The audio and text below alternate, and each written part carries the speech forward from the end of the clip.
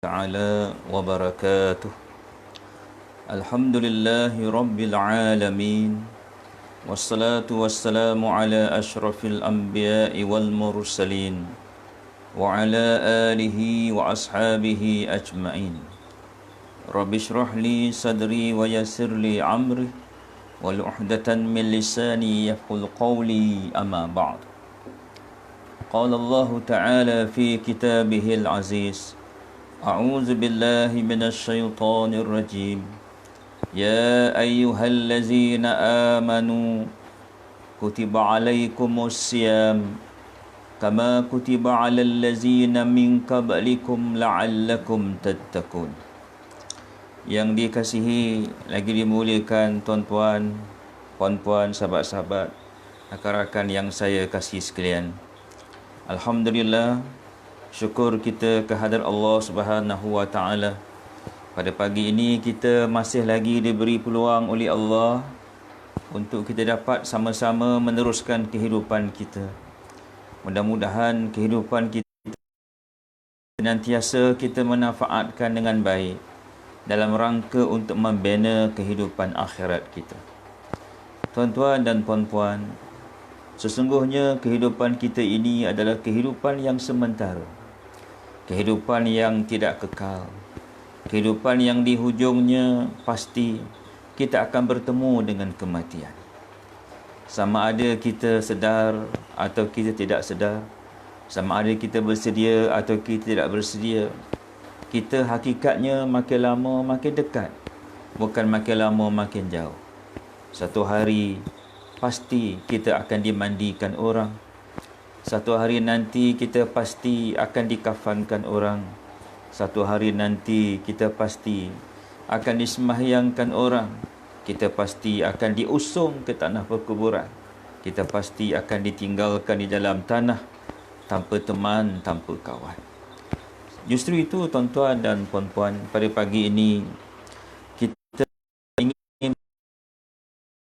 penting itu bagaimana untuk kita melihat kehadiran bulan Ramadan ini sebagai satu wasilah yang Allah datangkan untuk bagi membantu kita ke arah memperkemaskan persiapan kita, persediaan kita sebelum kita dijemput pulang oleh Allah Subhanahu wa taala.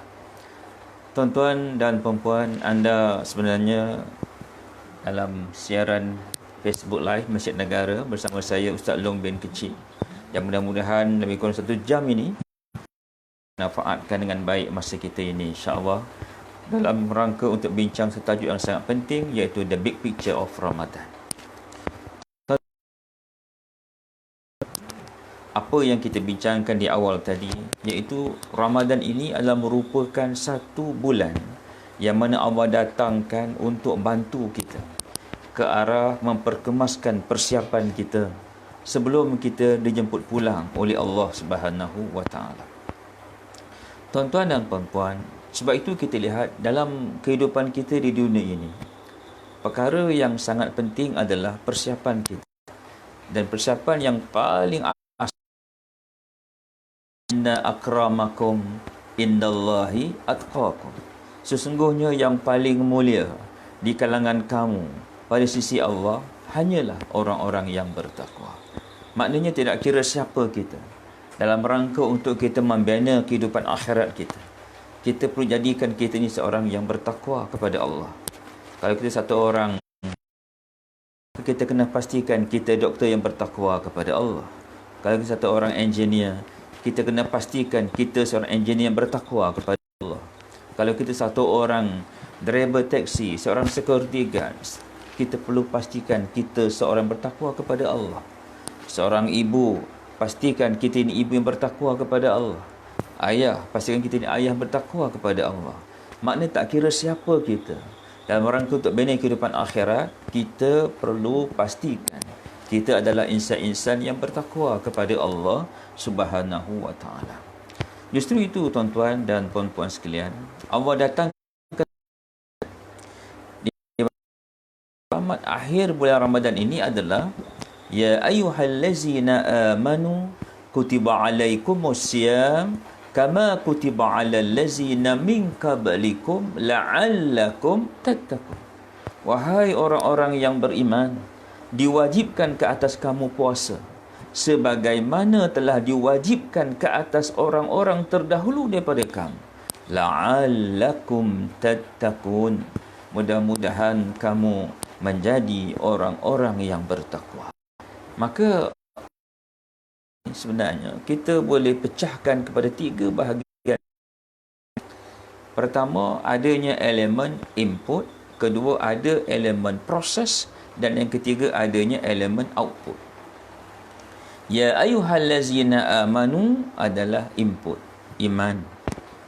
Kutiba alaikumusiyam adalah puasa. Puasa adalah proses. Apakah outputnya? La'allakum tattaqun. Takwa. Maka di sini, daripada ayat ini, kita boleh iaitu iman plus dengan puasa equal to takwa. Jadi, puasa bukan matlamat. Puasa adalah alat untuk mencapai matlamat. So, apakah matlamat puasa? Matlamat puasa adalah takwa. Justru itu, ini penting tuan-tuan dan puan-puan, sahabat-sahabat sekalian, untuk kita letakkan kefahaman ini bahawa puasa bukan matlamat. Maknanya kita berpuasa not just for the sake of puasa. Kita berpuasa bukan hanya semata-mata puasa, tetapi puasa itu sepatutnya menjadi alat. Puasa itu menjadi tools, menjadi wasilah untuk mencapai matlamat. So, apakah matlamatnya? La'allakum tattaqun. Mudah-mudahan kamu orang yang bertakwa.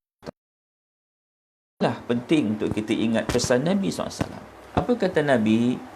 Ramai umat aku berpuasa, tetapi mereka tidak dapat apa-apa kecuali lapar dan dahaga.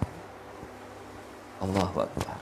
Kata Nabi, ramai dari kalangan umatku yang berpuasa, tetapi mereka tak dapat apa-apa kecuali lapar dan dahaga saja. Maknanya puasa yang dilakukan itu tidak menjadi tools terbinanya takwa, tetapi hanya mendapat lapar dan dahaga saja. Maka penting tuan-tuan dan puan-puan sekalian, dalam rangka kita menjalani ibadah puasa ini, ianya sepatutnya menjadi katalis, menjadi pemangkin ke arah pembinaan, penjanaan kualiti hidup insan-insan yang bertakwa dalam diri kita. Maka sebab itulah ulama mengatakan bahawa Ramadan ini adalah madrasah Ramadan. Maksudnya di dalam madrasah Ramadan ini kita dididik, kita ditarbiyah melalui proses puasa itu ke arah menjadi orang-orang yang bertakwa. Maka sebab itu tuan-tuan, sahabat-sahabat yang saya kasih sekalian, ini adalah perkara asas yang sangat penting untuk kita fahami. Saya seorang trainer. Maka apabila di sana kita perlu jelas dalam training apakah matlamat kita, apakah yang nak kita capai dalam training itu, dan apakah tools, apakah model yang patut kita gunakan ke arah memastikan matlamat tadi tercapai. Jadi Allah datangkan bulan Ramadan, sepanjang satu bulan ni kita seolah-olah berada dalam training center, dalam satu pusat tarbiyah. Kita dididik dengan modul-modul yang telah Allah susun untuk menjadi kita orang yang bertakwa kepada Allah Subhanahu wa taala. Tuan-tuan dan puan-puan sekalian, bila kita bercakap tentang training, sebelum kita pergi lebih jauh, ada perkara asas atau prerequisite dalam bidang training ini, iaitu ianya perlu kepada suasana. Sebab itu kita lihat banyak organisasi, tuan-tuan, dia ada pusat latihan dengan TMB. TMB ada pusat latihan yang namanya IRSAS. So, mengapa perlu ada pusat latihan? Kerana di pusat latihan itu ada suasana. Boleh kita buat latihan yang in-house di pejabat kita, boleh, tetapi biasanya ada banyak gangguan. Maka perlu ada satu suasana yang eksklusif, khusus untuk training. Kadang-kadang dibuat di resort, di hotel dan sebagainya. Sebab apa? Perlu kepada suasana. Maka dalam bulan Ramadan ini, di mana kita ditarbiyah untuk menjadi orang bertakwa melalui modul-modul yang Allah susun dalam Ramadan ini, kita lihat Allah SWT pertama sekali telah wujudkan suasana, telah wujudkan environment ke arah itu. Paling kurang tuan-tuan ada beberapa perkara asas yang kita boleh lihat. Pertama sekali, bila masuk saja bulan Ramadan, apa yang berlaku tuan-tuan? Bila masuk saja bulan Ramadan, malam pertama masuk saja maghrib, syaitan dirantai, iblis dibelenggu. Allahu Akbar. So, apakah signifikan? Apakah kepentingan perkara ini? Tuan-tuan, di luar bulan Ramadan, tuan-tuan, biasanya kita ni suka salahkan syaitan, suka salahkan iblis. Kita tak dapat nak bangun malam, kita salahkan syaitan. Kita tak dapat nak istiqamah baca Quran, kita salahkan syaitan. Kita tak dapat nak istiqamah pergi masjid sembahyang awal waktu berjemaah, kita salahkan syaitan. Kadang-kadang syaitan tension dengan kita, tuan-tuan.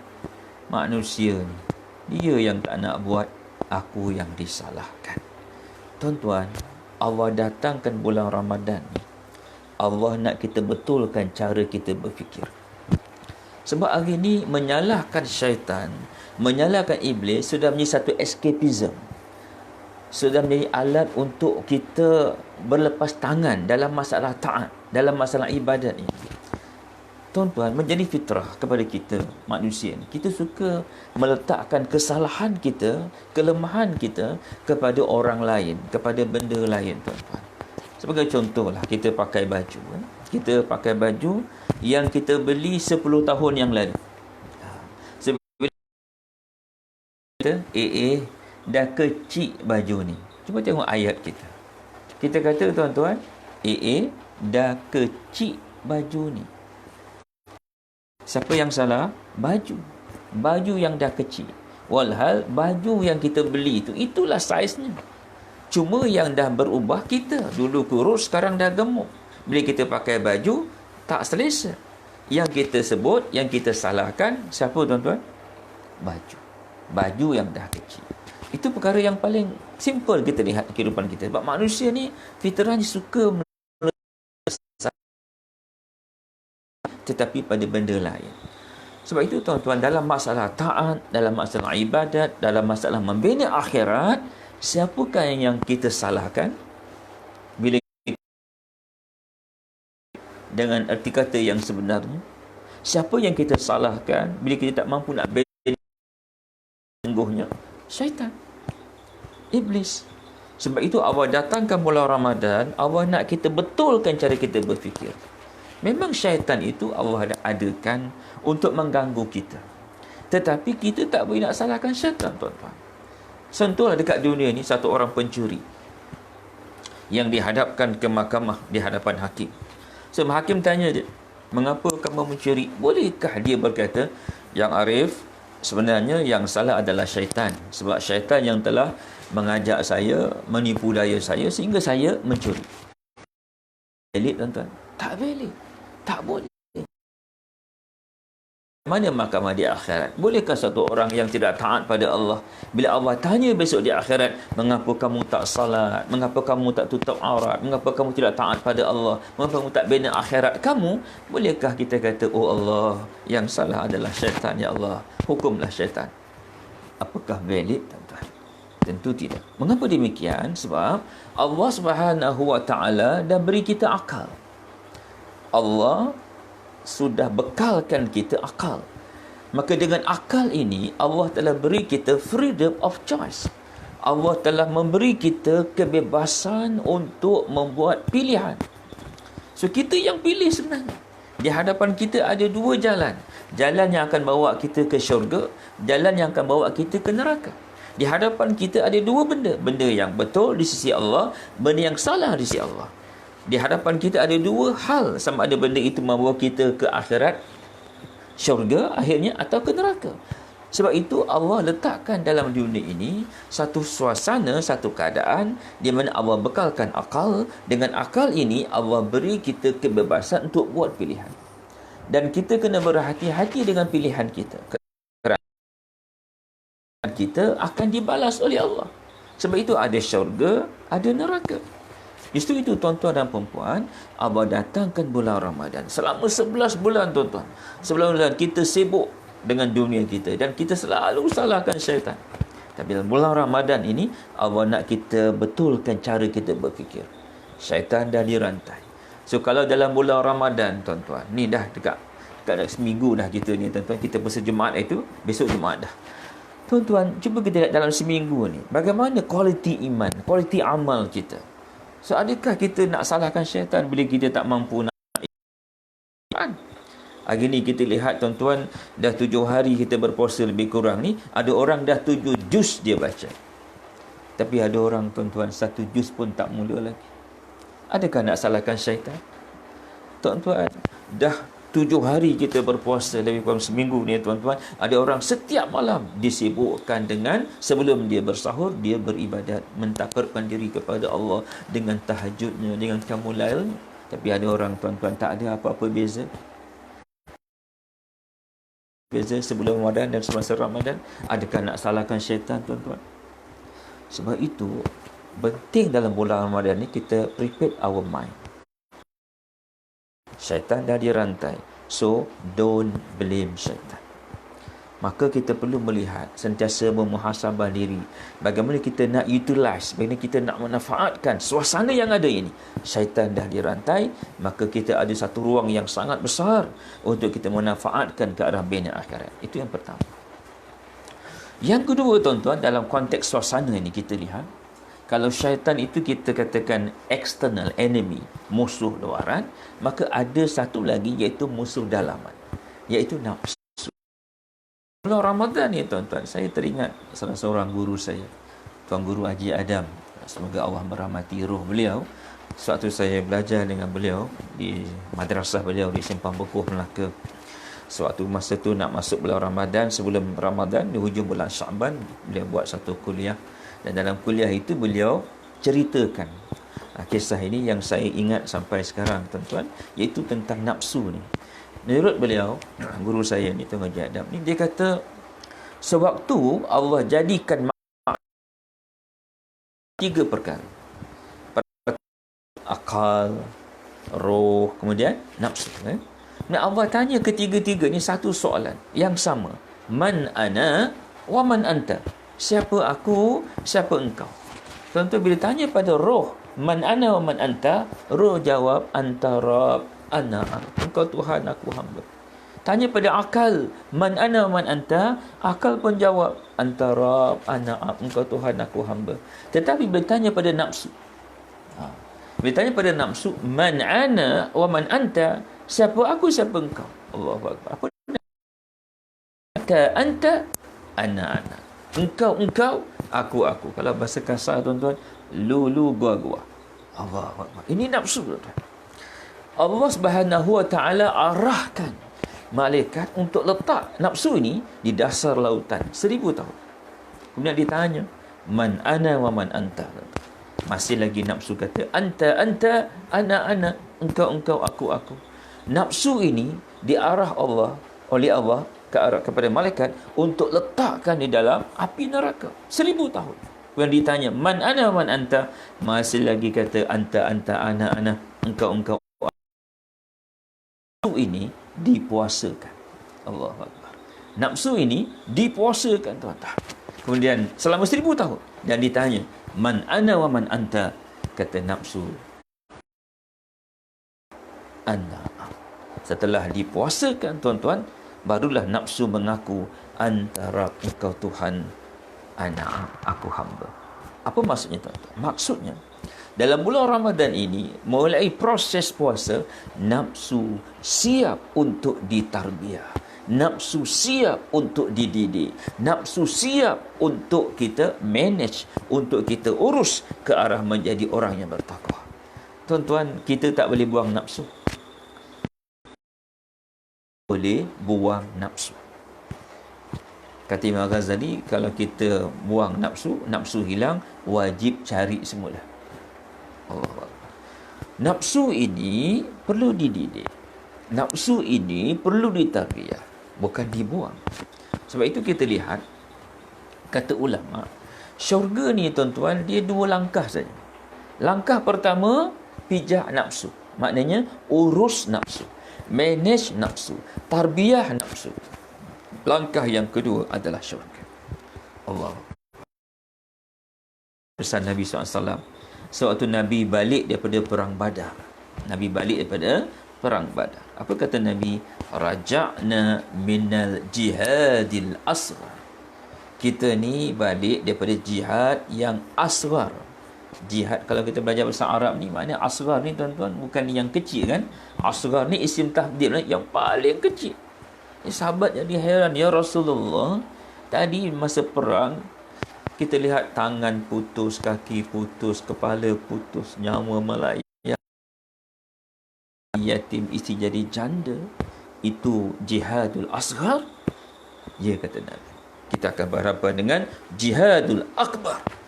Jihad yang akbar maknanya bukan jihad yang besar, jihad yang paling besar. Allahu Akbar. Apakah itu tuan-tuan? Kata Nabi, jihad melawan hawa nafsu. Allah. Sebab itu dalam mula Ramadan ini kita lihat, dengan kita berpuasa, maka nafsu siap untuk dididik. Nafsu siap untuk ditarbiyah. Kalau di luar bulan Ramadan tuan-tuan, kita ditunggang oleh nafsu. Di luar bulan Ramadan berlaku pertembungan antara iman pagi subuh tuan-tuan. Iman beritahu nafsu, Susu, jom kita pergi semayang berjemaah di masjid. Apa kata nafsu? Man, semayang dekat rumah pun sah. Apa kata iman? Semayang kat masjid tu sunnah. Nabi buat. Antara sunnah yang Nabi sangat jaga, semayang subuh berjemaah di masjid. Barang siapa yang semayang subuh berjemaah di masjid, Allah beri pahala, dia beribadah seluruh malam. Apa kata nafsu? Man, itu Nabi man. Berlaku pertembungan. So, yang mana yang dominan biasanya? Yang mana yang kuat? Nafsu biasanya. Tetapi dalam bulan Ramadan, tuan-tuan, bila kita berpuasa, maka nafsu sebenarnya siap untuk dididik. Nafsu siap untuk ditarbiyah. Nafsu siap untuk ditunggang. Allah.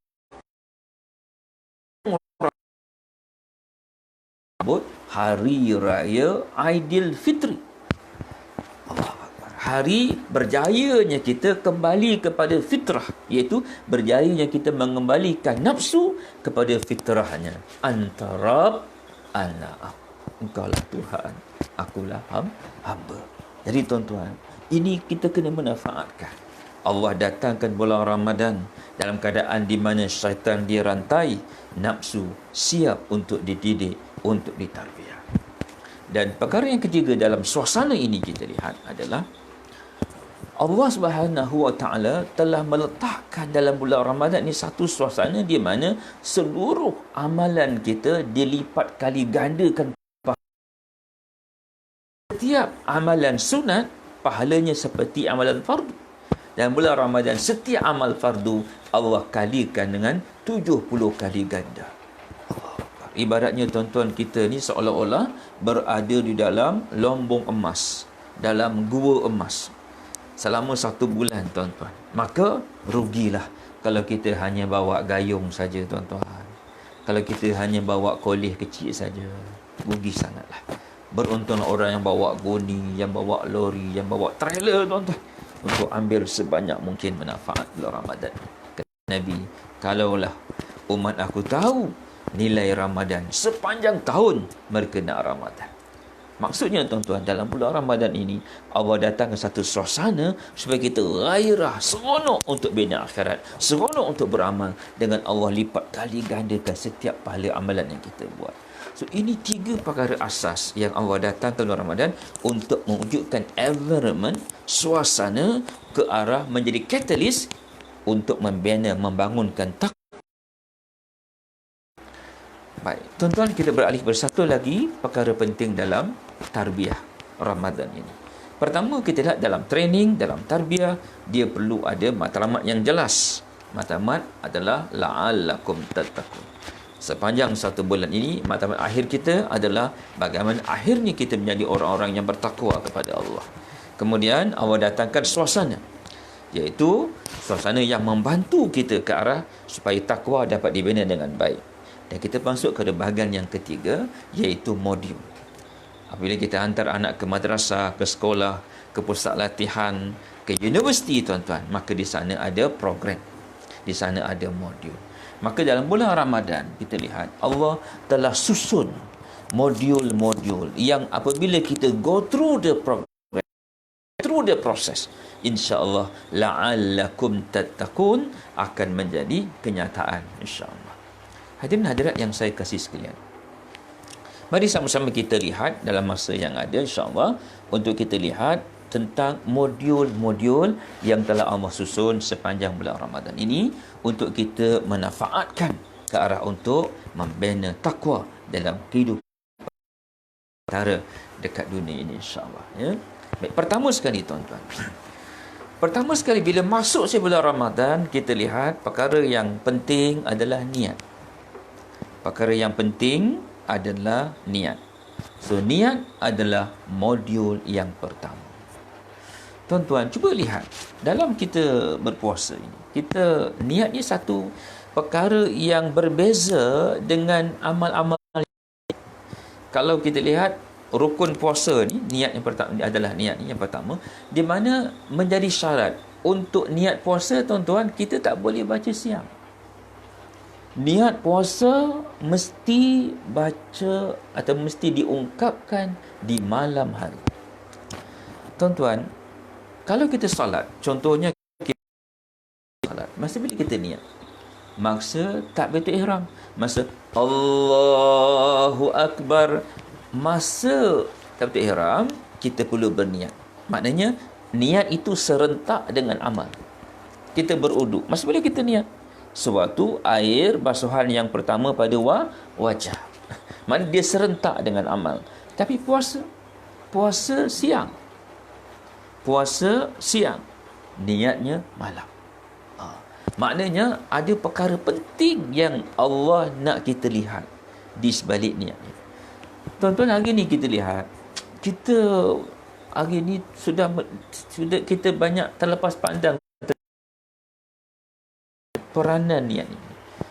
Akhirnya niat itu sudah hilang dia punya ruh, dia punya sumber kekuatannya, karamahnya hilang, tuan-tuan. Sebab kita hanya melihat niat itu hanya sekadar untuk sahkan ibadat. Itu saja. Dan ini kita kena betulkan balik. Sebab itu Allah datangkan puasa dan jadikan niat itu rukun yang pertama dalam keadaan di mana berbeza dengan amal-amal yang lain. Niat perlu dibuat setiap malam dan dilakukan dalam keadaan di mana ianya bukan di siang hari tapi di malam hari tadi. Baik, tuan-tuan, mari kita lihat ini kan. Kita ambil satu contoh. Tuan-tuan, Azhar Mansur, Datuk Azhar Mansur. Siapakah beliau? Beliau adalah merupakan pelayar pertama yang telah berjaya mengelilingi dunia, tuan-tuan, secara solo. Cuba, tuan-tuan, apa yang telah menolak Azhar Mansur untuk meredah lautan yang luas, ombak yang besar, ribut taufan yang membadai? Tuan-tuan, jawapannya adalah niat. Jawapannya adalah niat, tuan-tuan. Sebab itu, kalau kita lihat Said Muzaffar sebagai contoh, dia adalah angkasawan negara kita yang pertama. Apa yang telah menolak beliau untuk menjadi angkasawan yang pertama? Jawapannya adalah niat. Tuan-tuan, bila saya buat training dan banyak bercakap tentang motivasi, banyak bercakap tentang bagaimana untuk menggerakkan partisipan, peserta untuk positif dan sebagainya, tuan-tuan, untuk berbuat, maka saya banyak tengok buku. Satu masa, tuan-tuan, saya terpandang satu buku, judulnya The Power of Intention. The Power of Intention. Intention dalam bahasa Inggeris, dalam bahasa Melayu, niat. Sebab itu Nabi beritahu, tuan-tuan, lama dah. Apa kata Nabi? Innamal a'malu bil niat. Sesuatu amal itu sebenarnya bergantung pada niat. Allah Akbar. So yang telah menolak Az-Zahar Mansur untuk meredah lautan yang luas itu adalah the power of intention, the power of niat. Tuan-tuan, yang telah menolak Syed Muzaffar untuk meredah, untuk berhadapan berbagai bentuk difficulties sehingga pertama itu adalah the power of intention, the power of niat. Allahu Akbar. Tuan-tuan, apakah niat kita? As a Muslim, niat kita adalah nak masuk syurga, tuan. This our intention. Tetapi kita lihat bagaimana usaha kita. Satu orang anak, tuan-tuan, kalau kita lihat anak kita ke adik kita, tahun ni nak ambil SPM. Kita tanya dia, nak jadi apa sayang? Nak jadi doktor. Itu niat. Tetapi kita bagaimana usaha dia? Ni dah masuk bulan berapa, tuan-tuan? Yalah, dalam suasana kita let down dan sebagainya lah. Maknanya kita lihat, kita akan risau daripada form 4 kita tengok. Nak jadi doktor ni, tuan-tuan, antara subjek yang penting adalah math, fizik, chemistry, biology. Kita tengok daripada form 4, result dia merah semua. Tak pernah biru, tak pernah lulus. Tuan-tuan, kita akan risau. Kita kata macam mana ni? Kata nak jadi doktor. Dan tengok pula cara dia belajar, tuan-tuan. Banyak main, banyak lepak. Hantar tuition, dia ponting. Pergi sekolah, dia tak pergi. Main-main dan sebagainya. Allahu Akbar. So, dia ada niat nak jadi doktor. Tetapi, dari segi usaha, kita lihat tidak seimbang dengan niat. So, maknanya niatnya ada dua. Satu niat yang hidup. Satu niat yang mati. Niat yang hidup, dia menjadi asbab untuk drive, untuk tolak seseorang itu. Kehidupan dia tindakan, usaha untuk mencapai apa yang dia nak tadi, apa yang dia niatkan. Niat yang mati adalah niat yang tidak diiringkan dengan usaha. Dan ini dipanggil apa, tuan-tuan? Ini dipanggil angan-angan. Allah. So hari ni kalau kita kata kita nak masuk syurga, tapi usaha kita, persiapan kita, persediaan kita, tuan-tuan, tak seimbang dengan niat. Itu hanya angan-angan. Kita kata nak masuk syurga, tapi semayang tak jaga. Fardu pun kita tak kisah. Ketaatan kita tak kita bina sungguh-sungguh. Siang malam pagi petang sibuk dengan dunia. Akhirat kalau sempat, kalau ada masa. And yet kita nak masuk syurga. So maknanya something wrong dengan niat. Ada tak kena dengan niat. Sebab itu, tuan-tuan, kita lihat kalau Anthony Robbins, kita lihat dalam buku dia gunakan word burning desire. Maknanya niat tadi, niat yang hidup, dia sepatutnya menjadikan kita ni ada burning desire untuk push kita, untuk drive kita ke arah menterjemahkan usaha yang jelas, tindakan yang jelas ke arah mencapai matlamat kita. So, as a Muslim, sekali lagi, tuan-tuan, what is our great intention? Apakah niat besar kita, tuan-tuan? Niat kita adalah nak masuk syurga, tuan-tuan. Kita nak jumpa Allah dalam syurga. Tapi bagaimana usaha kita? Maka Allah datangkan bulan Ramadan.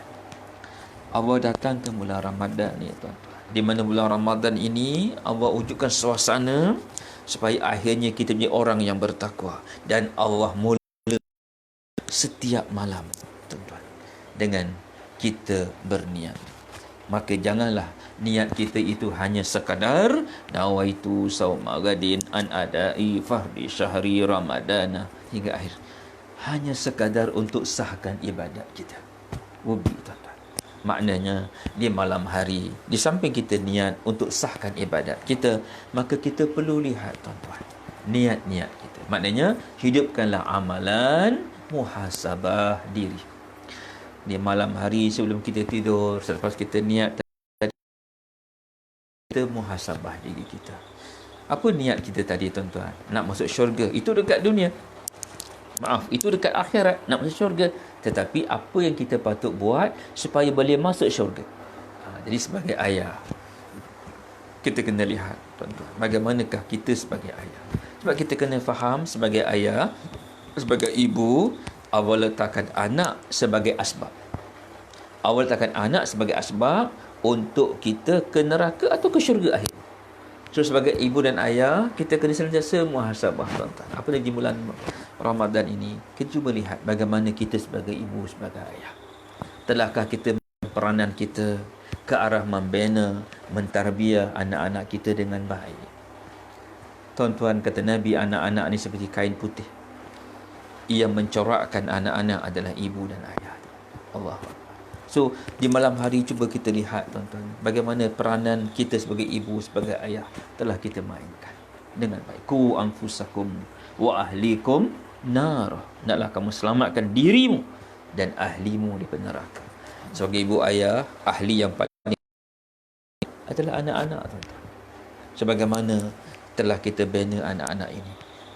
Kita nak jadikan dia doktor, engineer, silakan. Tapi kita kena pastikan dia doktor yang bertakwa kepada Allah, engineer yang dekat dengan Allah. Kita boleh jadikan dia satu orang alim, satu orang ulama, insya-Allah. Dipastikan dia ulama yang sentiasa takut pada Allah, ulama yang dekat dengan Allah, ulama yang sentiasa membina akhirat, bukan sibuk dengan dunia. Jadi kita kena lihat sebagai ibu ayah, tuan-tuan, bagaimana kita sebagai suami. Isteri adalah asbab akhirnya kita ini ke syurga atau ke neraka. Allah letakkan sebagai seorang suami, isteri itu menjadi asbab sampai kita nanti ke syurga atau ke neraka. So sebagai suami kita kena muhasabah. Selama ini bagaimana aku sebagai suami? Telahkah aku didik isteri aku? Telahkah aku tarbiyah isteri aku dengan baik? Sebagai isteri kita kena faham, tuan-tuan, suami menjadi asbab kita ini mendapat kemurkaan Allah atau kasih sayang Allah. Maka dalam bulan Ramadan di malam hari, tuan-tuan, bermuhasabahlah niat kita, tuan-tuan, bila kita berkahwin dulu apa? Nak jadi isteri yang baik, nak jadi suami yang baik. Tuan-tuan, Allah beri kita anak, nak jadi ibu yang baik. Itu niat kita, tuan-tuan. Itu niat kita. Maka kita kena lihat bagaimana niat itu telah kita terjemahkan dalam bentuk usaha, dalam bentuk tindakan. Tuan-tuan, jangan lupa, kita juga ada ibu, kita juga ada ayah. Maknanya kita juga adalah anak. Dan kita kena faham, Allah letakkan di hadapan kita ibu ayah itu sebagai asbab sama ada kita esok ke neraka atau ke syurga. Maka dalam bulan Ramadan ni, tuan-tuan, penting sangat untuk kita lihat niat kita. Semua kita sebagai anak, apa niat kita, tuan-tuan? Nak jadi anak yang soleh, nak jadi anak yang soleh, nak jadi anak-anak penyejuk mata ibu dan ayahnya. Tetapi sejauh mana telah kita usahakan niat itu menjadi realiti kehidupan kita, tuan-tuan. Allahu Akbar. Sebab itu, tuan-tuan, saudara yang saya kasih sekalian, hadis yang masyhur, tuan-tuan, dalam bulan Ramadan ni, dikatakan satu masa Nabi SAW dia naik mimbar.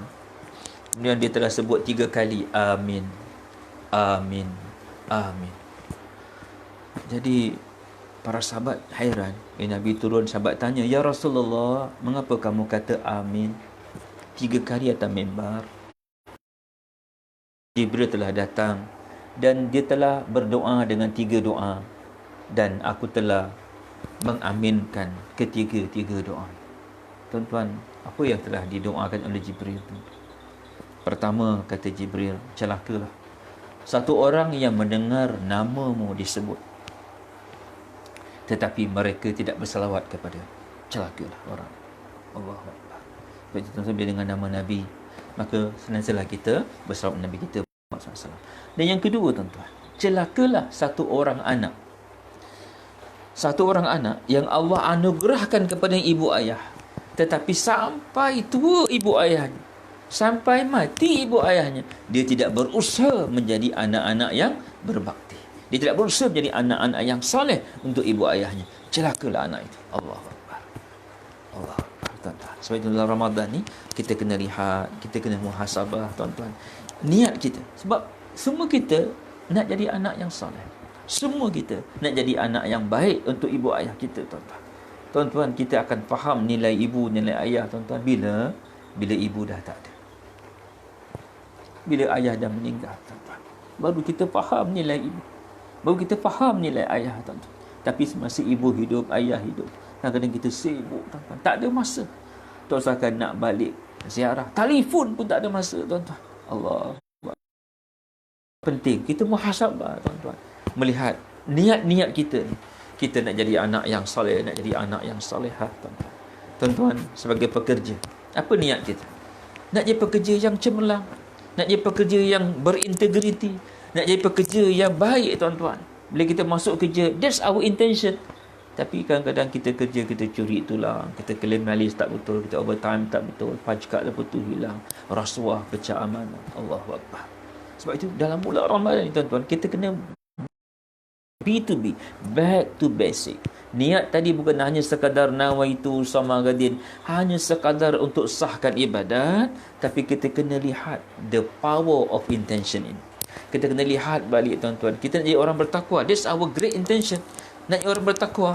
Dan mana mungkin jadi orang bertakwa kalau kita tidak terjemahkan dalam bentuk menjadi pekerja yang baik, pekerja yang berintegriti tuan-tuan, menjadi ibu yang baik, menjadi ayah yang baik untuk anak-anak, mendidik, mentarbiyah mereka ke arah menjadi insan yang soleh, yang salihah, menjadi anak-anak penjuk mati ibu ayah. So ini perkara-perkara asas tuan-tuan yang kita kena lihat balik dalam kita menjalani kehidupan kita ke arah. Tapi kalau hanya sekadar di malam hari kita berniat nawaitu usama gadin sehingga akhir kita tidur, tuan-tuan, rugilah kita.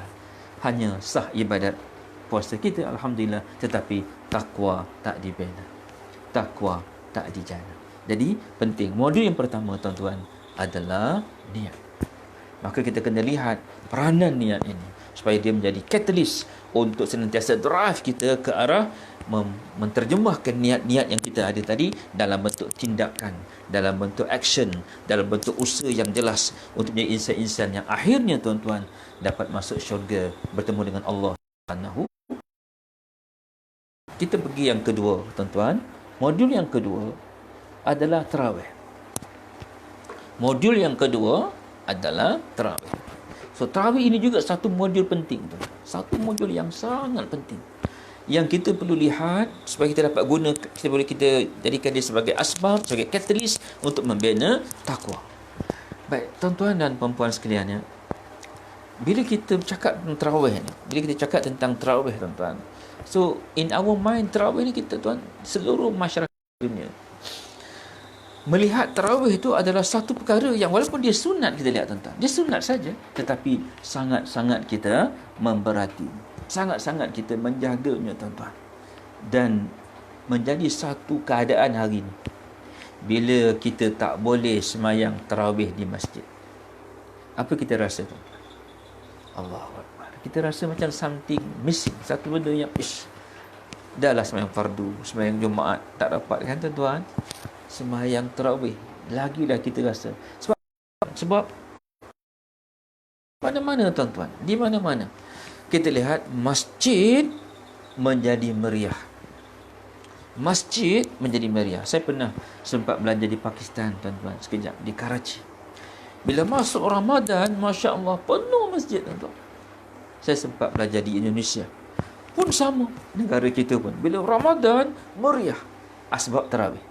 Jadi tuan-tuan, sebenarnya kita lihat apa di sebalik tarawih. Okay, tarawih adalah merupakan satu modul untuk mengembalikan kita kepada insan-insan yang bertakwa. Dan insan-insan yang bertakwa adalah insan-insan yang menjadikan masjid sebagai paksi kehidupan. Allah. Innama ya'muru masajidallah man amana billah wal yawmil akhir wa aqamas salah wa ataz zakah wa lam yahsha illallah. Allahu Akbar. Mereka yang mengimarahkan masajid, masjid-masjid, rumah-rumah Allah, tak kiralah tuan-tuan namanya apa, masjid ke, musallah ke, Islamic Center ke tuan-tuan kan, mereka yang seronok mengimarahkan masjid, rumah-rumah Allah, Allah beri jaminan, mereka adalah amana billah. Mereka adalah orang-orang yang beriman, orang-orang benar-benar beriman kepada Allah. Wal yaumil akhir. Mereka adalah orang-orang yang benar yakin dengan hari akhirat. Wa aqamas salah. Mereka orang mendirikan salat. Wa ataz zakah. Mereka orang yang walam yasha illallah.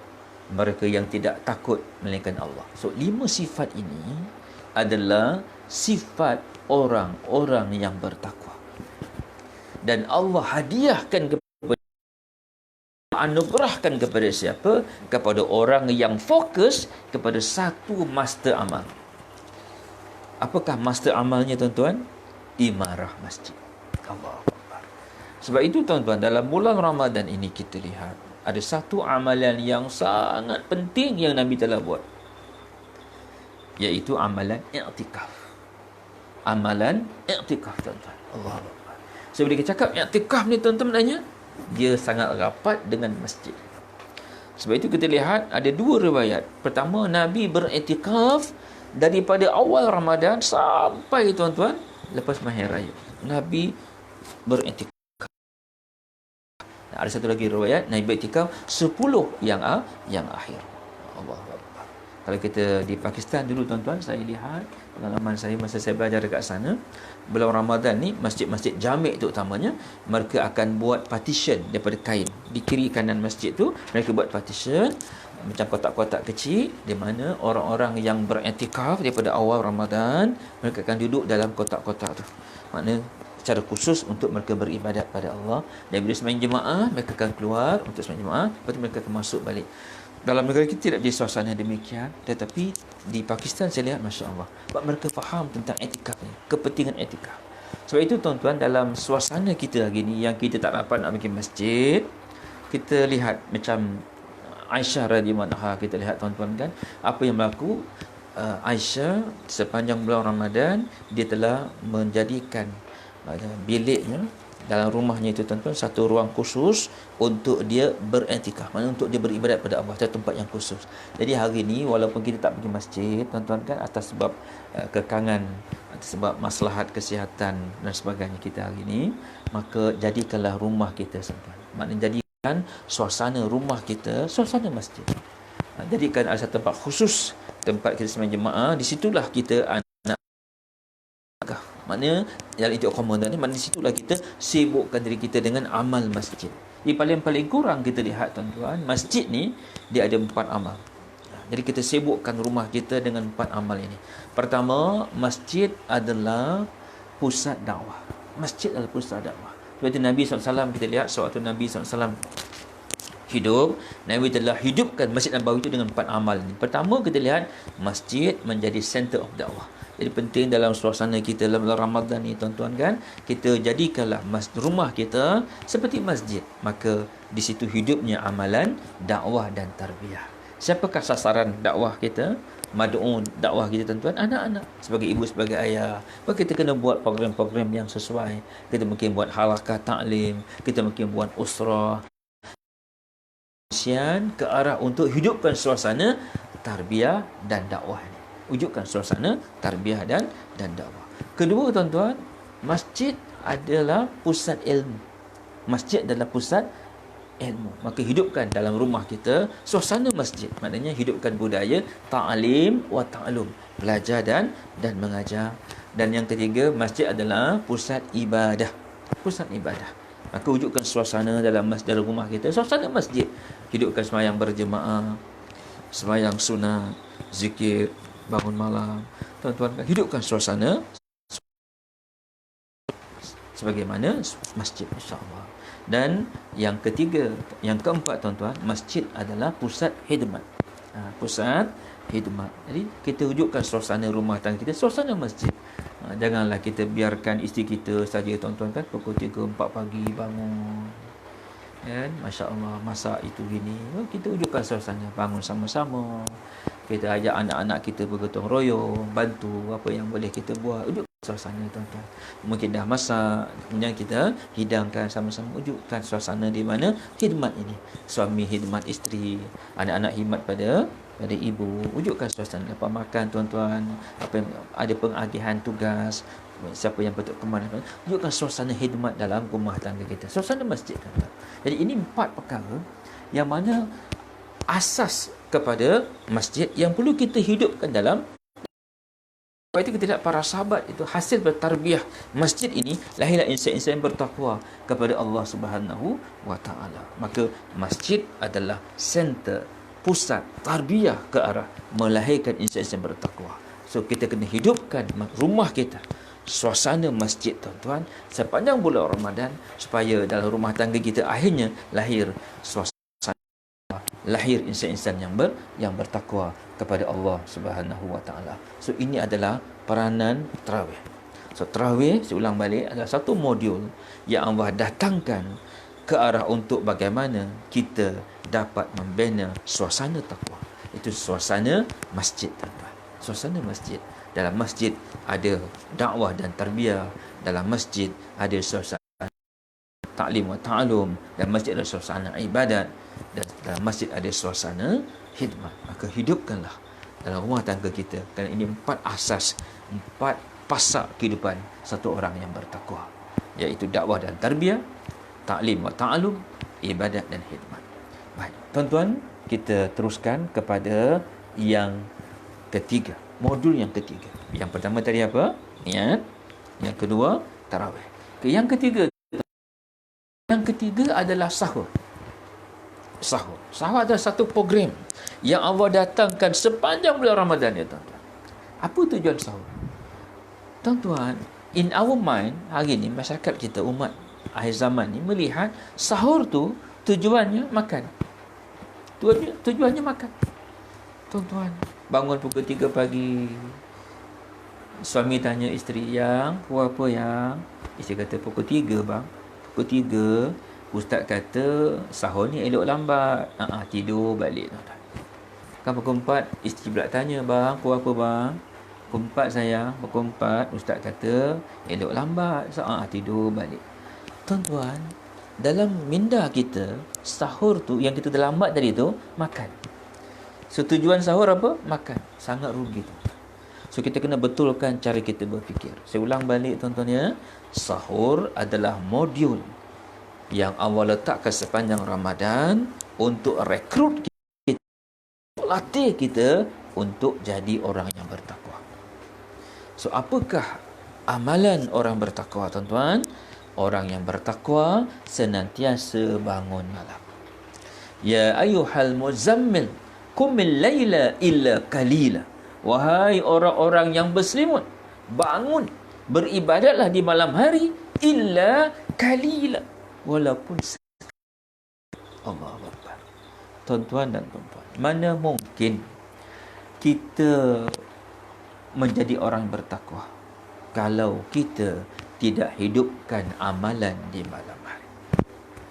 Sebab itu Allah datangkan Ramadan dan Allah sunnahkan sahur. Dan mana mungkin jadi orang bertakwa kalau sahur itu kita lihat hanya sekadar makan. Tuan-tuan, mana mungkin kita makan kalau kita tak bangun. Tapi bangun orang yang bertakwa bukan untuk makan. Bangun seorang bertakwa adalah untuk beribadat kepada Allah. Makan ditakhirkan. Makan dilambatkan. Lagi lambat, lagi aulah. Lagi lambat, lagi baik. Tetapi bangun untuk beribadat adalah sunnah yang kita kena segerakan. Jadi dalam bulan Ramadan ni, tuan-tuan, kita lihat dah seminggu berpuasa, tuan-tuan, kan? Bagaimana telah kita lalui malam-malam hari kita. Rugi sangat kalau kita hanya bangun malam hanya sekadar makan saja. Rugi sangat, tuan-tuan. Rugi sangat. Jadi marilah kita ada masa lagi, insya-Allah, tuan-tuan, kan? Lebih kurang 21 hari lagi, insya-Allah, kan? Cuba kita betulkan cara kita berfikir. Sahur adalah latihan bangun malam. Mana mungkin kita makan kalau kita tak bangun, dan bangunnya satu orang yang bertakwa adalah untuk mentakarubkan diri kepada Allah Subhanahu wa taala. Jadi penting sangat, tuan-tuan, kita usahakan dalam bulan Ramadan ini, modul latihan yang telah Allah susun ini, kita hargai dengan set minda kita, tuan-tuan, supaya kita jadikan sahur itu sebagai latihan bangun malam. Tuan-tuan, kita pergi yang keempat, dan ini mungkin yang terakhir sebab kita dah 7.23 nampaknya sekarang. Tuan-tuan, yang keempat ini adalah puasa. Kalau yang adalah di malam hari, program malam hari, niat, tarawih, sahur. Dan ini adalah core program. Core program adalah puasa, itu di siang hari. Dan ini juga satu modul penting. Modul yang paling penting adalah puasa. Jadi Imam Al-Ghazali, tuan-tuan, kan, membahagikan puasa ini kepada 3. Pertama, puasa awam. Kedua, puasa khusus. Ketiga, puasa khusul khusus.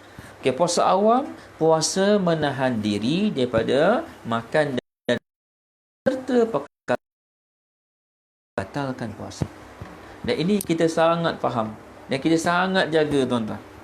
Tapi untuk membina takwa, kita perlu angkat kualiti puasa kita ke tahap yang kedua.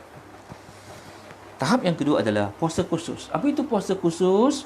Puasa khusus adalah puasa yang bukan hanya menahan diri daripada perkara-perkara yang membatalkan puasa, tetapi juga perkara-perkara yang boleh membatalkan pahala puasa. Macam mana pahala puasa boleh batal? Bila tak jaga lidah, bila tak jaga telinga, bila tak jaga tangan, kaki, perut, hatta kemaluan dan juga pemikiran. Siapakah orang bertakwa? Orang bertakwa adalah orang yang mampu menjaga matanya agar sentiasa melihat perkara-perkara yang Allah redha. Dia akan jaga matanya daripada melihat benda-benda yang Allah tak suka.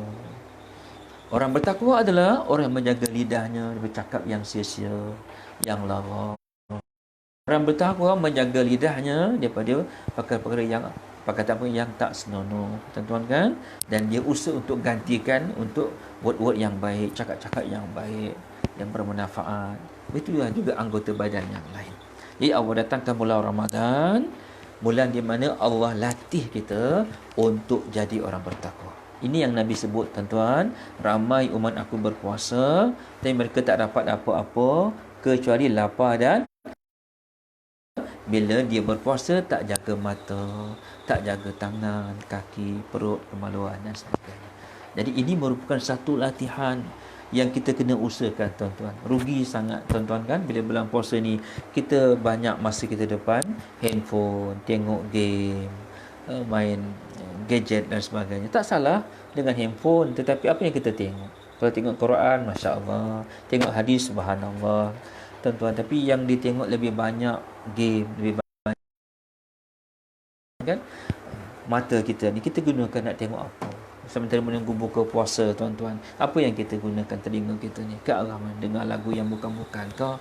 Dengar ceramah ke? Maknanya kita kena lihat balik, manage jasad kita, tuan-tuan. Orang bertakwa adalah orang yang mampu menjaga seluruh anggota badannya agar sentiasa berada pada track yang betul, insya-Allah. Dan puasa yang tertinggi adalah puasa khusus, tuan-tuan. Iaitu puasa yang bukan hanya menjaga panca indera tapi menjaga hati, agar hatinya sentiasa ada hubungan dengan Allah Ta'ala. Tuan-tuan, untuk kita betulkan mata, kalau kita fokus pada mata, sampai kiamat mata takkan betul, tuan-tuan. Kalau kita nak betulkan telinga, kita fokus pada telinga, sampai kiamat telinga takkan betul. Kita nak betulkan lidah, kita fokus pada lidah, sampai kiamat lidah takkan betul. So, untuk betulkan mata, betulkan hati. Untuk betulkan telinga, betulkan hati. Untuk betulkan lidah, betulkan hati. Untuk betulkan seluruh anggota badan kita, tuan-tuan, betulkanlah hati. Bila hati kita betul, maka mata kita betul, tangan kita betul, panca indera kita, anggota badan kita akan betul. Bila anggota badan kita betul, maka amal kita akan betul. Bila amal kita betul, kehidupan kita, dunia kita akan betul. Dan bila kehidupan dunia kita betul, insya-Allah kehidupan akhirat kita betul. Sebab itu kata Nabi, dalam daging manusia seketul daging, bila baik daging tu baik yang lain, bila rosak daging tu rosaklah yang lain. Sebab itu puasa yang tertinggi adalah puasa di mana bukan hanya menjaga panca indera tapi menjaga hati agar hati sentiasa dalam keadaan ada connection, ada hubungan dengan Allah Subhanahu wa taala. Sebab itu dilihat Ramadan ini, puasa ni, tuan-tuan, kalau salat daripada takbiratul ihram sampai salam kan kita perlu khusyuk, maknanya hati kita ada hubungan dengan Allah. Tapi masanya pendek daripada takbiratul ihram pendek. Tetapi tarbiyah Ramadan daripada kita terbit fajar sampai terbenam matahari. Dengan kita berpuasa, tuan-tuan, hati kita dididik supaya menyuburkan iman kita kepada Allah. Sebab itu kalau kita lihat, tuan-tuan kan, kalau kita berpuasa ini waktu panas kita minum air seteguk, tuan-tuan kan, orang tak tahu. Tapi kita tak tergamak nak buat. Sebab apa? Walaupun orang tak nampak, hati kita dididik. Allah melihat, Allah mengetahui. Tuan-tuan, inilah yang kita kena usahakan. Hati ini tempat iman. Maka untuk mencapai puasa yang tertinggi adalah puasa yang mampu menyebabkan hati kita ini subur imannya, tuan-tuan. Dan ini adalah asas utama untuk jadi orang yang bertakwa. Orang bertakwa, hati sentiasa ingat pada Allah, sentiasa ada ihsan. Apa itu ihsan? Anta budallah ka'annaka tarahu fa ilam tarahu fa innahu yaraka. Ihsan itu kamu beribadat, kamu nampak Allah. Tapi kalau kamu tak mampu, kamu rasa Allah senantiasa melihat kamu. Jadi tuan-tuan, yang kita latih sepanjang Ramadan ini supaya hati kita sentiasa rasa Allah sedang observe, Allah sedang lihat apa yang kita lakukan. Hadirin tuan-tuan dan puan-puan, terima kasih kerana sudi menuju 7.30 pagi. Saya mohon maaf kalau salah silap terkasar bahasa. Semoga kita jumpa lagi insya-Allah, tuan-tuan ya. Kalau tak sempat jumpa di dunia, mudah-mudahan kita jumpa di syurga. Tuan-tuan, sebelum berpisah, saya nak ajak tuan-tuan dengan saya sama-sama kita baca satu doa. Ya, kata Nabi, barang siapa yang baca doa ini di awal paginya, kalau dia mati pada hari itu, dia ahli syurga. Barang siapa yang baca doa ini di awal petang lepas asar, kalau dia mati, tuan-tuan, kalau dia mati pada malamnya, dia ahli syurga. Jadi sama-sama tuan-tuan, kita ambil masa sekejap sama-sama dengan saya ya, sama-sama. Bismillahirrahmanirrahim. Allahumma anta rabbi. Ya Allah, engkaulah Tuhanku. La ilaha illa anta. Tiada Tuhan melainkan engkau. Khalaqtani. Engkaulah yang telah menjadikan aku. Wa ana abduka. Dan aku ini adalah hamba-Mu. Wa ana ala ahdika wa wa'dika mastata'tu. Dan aku ini di dalam aku janji dan sumpah setia untuk mentaati seluruh perintah-Mu. Mengikut kadar kemampuanku ya Allah. Wa'uzubika ya Allah ya Rabbana ya Tuhan kami. Tuan-tuan, maaf saya terlupa yang hujungnya. Mudah-mudahan Allah beri kita kekuatan, tuan-tuan, untuk sama-sama mendapat puasa yang menjadi asbab untuk menjadi insan yang bertakwa, insya-Allah, tuan-tuan. Minta maaf sekali lagi, tuan-tuan. Hilang pula awal tarik, minta maaf sekali lagi. Mudah-mudahan Allah beri kita pertemuan di lain masa dan yang ketiga, insya-Allah. Sekali lagi, tak sempat jumpa di dunia, mudah-mudahan kita jumpa di syurga. Sekian, wabillahi taufiq wal hidayah. Wassalamualaikum warahmatullahi taala wabarakatuh.